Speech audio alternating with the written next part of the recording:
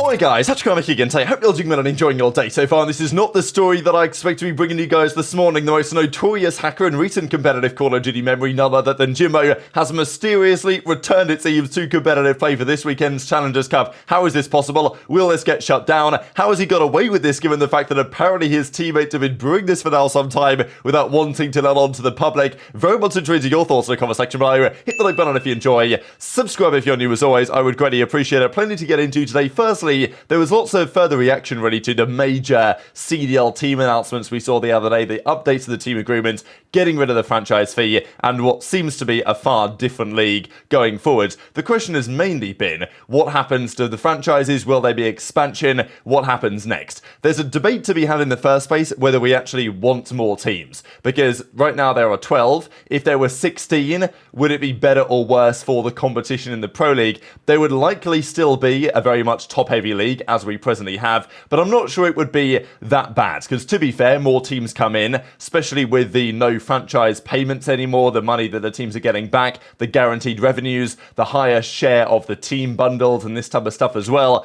probably means that more organizations have more money to play with. They can, play around in the market and potentially sign big name players away from the top teams. Now, still, the top teams are probably going to be stacked, but back in, let's say, World War II, we had 16 teams that season. 14 of them were competitive to some degree. 2 of them were pretty trash. I think it was Tainted Minds and I think Epsilon. They were both pretty bad. But the other 14 teams were actually at least respectable or good to potentially very good. So I'm not sure it's a guarantee that if we had 16 teams, it would be a worse situation. And I think we will get there, because 16 is just a better number for all intents and purposes. And there's multiple organizations that may be willing to come in or should come in. Jake Hell points out a few: Quadrant, Space Station, Loud, Sen, Rise, Fnatic, Vitality, Carmine could be very interesting as well. EG, T1, NRG. There's multiple organizations that, not all of these I'm sure will have an interesting COD. Some of them, though, will. Obviously, Complexity is another one I'd put on there. Of course, there's organizations like Team War that have been killing it in the COD side in challenges, but, been biding their time for an opportunity probably to get into the Pro League. And I guess the question then is, would they have to locate somewhere? Would the kind of franchise locations remain? And there's a debate to be had on this right now, because some organizations might not mind, but I feel like every organization doesn't want to dilute their brand, right? And to be fair, now we have OpTic, it's still OpTic, FaZe is still FaZe, Thieves are still Thieves, even though they're city-based. Heretics are still Heretics, even though they're in Miami, even though I'm sure that's not ideal as far as they're concerned. So, look, if I was an organization coming through, I wouldn't want to have to be city-tied. We saw the owner of Space Station said that the other day, that yeah, ideally they wouldn't have to do any of the city stuff and that can go away. But I'm sure there are some organizations in the league, certainly Toronto Ultra, possibly Boston Breach, these guys, would they prefer to stay Boston Breach, or would they prefer to be Oxygen Esports, which is effectively their esports brand?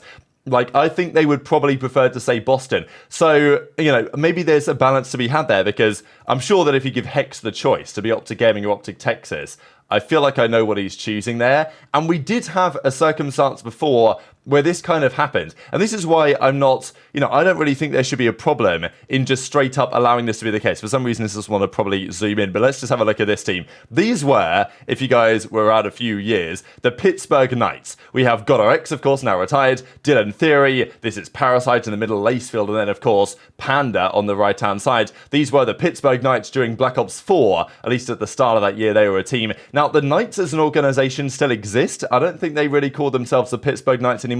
They now are more like Knights Arena, which is like a tournament series they run. They basically help run tournaments for Valorant, and they probably do other stuff as well. But they were an actual esports team back in the day, and they were based in a city. And it was never really a conversation at the time that this was a problem. There was OpTic Gaming, there was FaZe Clan, and then there was the Pittsburgh Knights, and they would play each other, and it was no big deal. Nobody was like, oh, this is really weird that there's one team in a city and there's other organizations that are unbranded with a city location. Didn't matter. Everyone's in the same league. Everyone's trying to compete. That's how it was.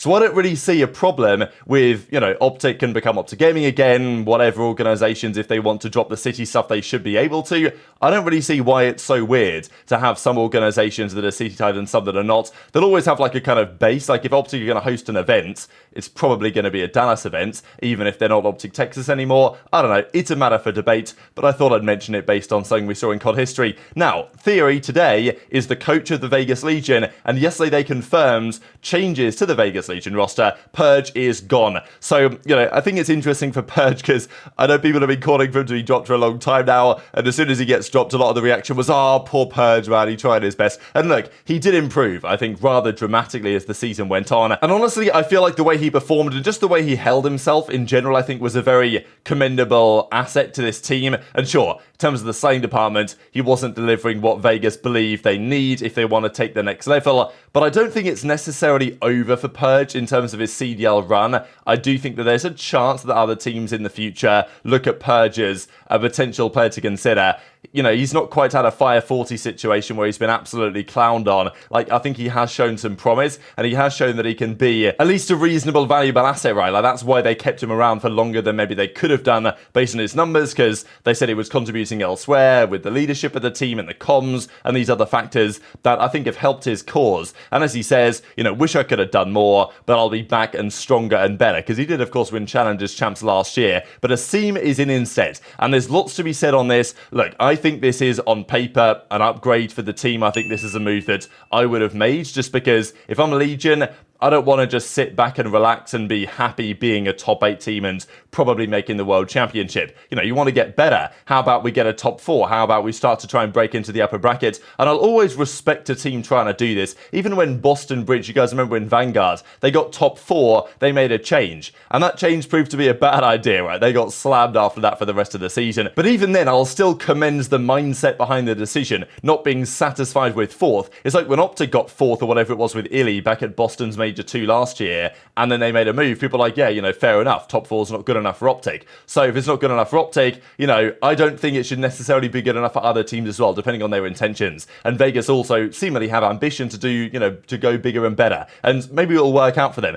It will be interesting though, because if Asim can't deliver any more than Purge delivered, if the results don't get any better, they've got a very strong core with Attack, Gio and Nero as it stands. So I think Asim should be an upgrade. But if he doesn't, improve the team, raises questions on Asim, and also wonders whether Purge was potentially more valuable than people will give him credit for. But we have to talk about another player that was previously on the Legion a couple of years ago. That, of course, been this man, Jimbo Lao, whatever you want to call this guy. But this is a tweet from Legion a couple of years ago now, March the 10th, 2022, when Jimbo officially joined the Legion during the Vanguard year and had, to be fair, not a terrible stint in the league. He was pretty bad online, but he is French-Canadian and playing from that ping because Vegas obviously weren't giving their boys a facility was rather problematic. Actually, they were Paris Legion at the time, but Actually, they were Paris Legion, of course, still at the time, but on LAN, Jimbo did a pretty respectable job. He was in the league for a while, he was then gone from the league, and, well, the rest is history in terms of him then going to Challengers and getting banned at the Challengers World Championship. Let me just run you guys through that one real quick. So if you guys didn't know about this,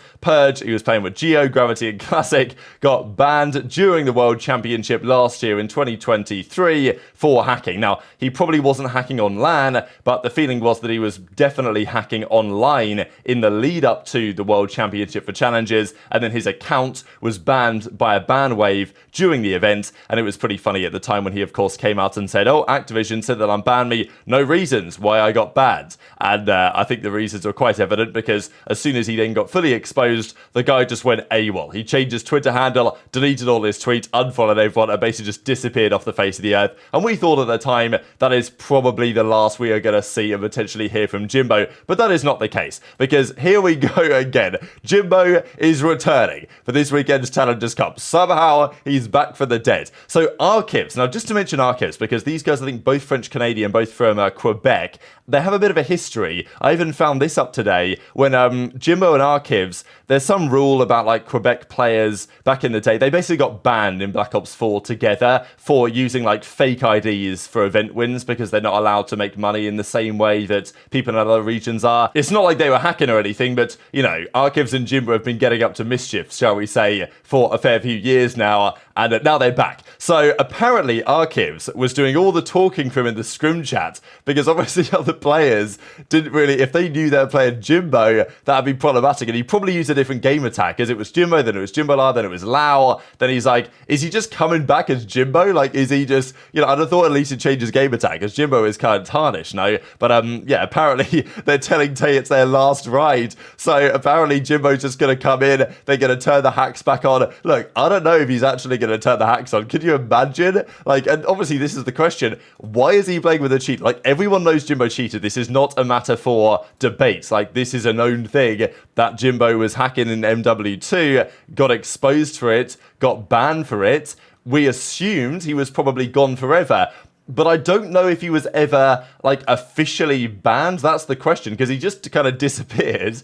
And the league, I don't know if it has ever necessarily banned him. And obviously now, it's not run by MLG or Game Battles anymore. It's now run by FaceIt. And, you know, we know that the FaceIt admins have their problems orchestrating the current challenger side. They probably ain't going to know who Jimbo La is. So, yeah, here you go. This is the team for this weekend's Challengers Cup, known as the Exiled, or just Exile, with Prospect, Archives, Tay, and Jimbo. So he's back. He ain't even changed his game attack. It's just straight up Jimbo's back in business, and, you know, welcome back to the scene. So understandably, people are like, well, I got a second. First of all, not just even on the Jimbo returning thing, but mainly on who's teaming with this guy? Like, are we serious? As Tristan Spoof says, why on earth would you ever attempt again, or any of you AMs that would play with him again, even remotely think this is a good idea? Because, you know, when you're playing with a known and convicted cheater, it doesn't really put the best message onto you. And even if Jimbo ain't ever going to cheat again, and I'm kind of confused why he ever hacked in the first place, because he was good enough to make it. Like, he made it into the league, and he obviously didn't hack in the pro league. At least we believe he didn't. Certainly his KD wouldn't imply that he did. But, you know, he made it into the league clean. But then after he got dropped from the league, then he seemingly thought, well, if I just, you know, a couple of wall hacks here or there, then that can get me back into the league type thing. So I maybe understand the mentality. Obviously, I don't agree with the decision to do so. And arguably, he didn't need the cheats to make it back in, but he felt like he did. He got exposed for it, got banned, and, you know, that's it. Like, if you're hacking on that type of level when there's money on the line, and especially because his team knocked out other guys for qualifying for the Challengers World Championship in that qualification stage.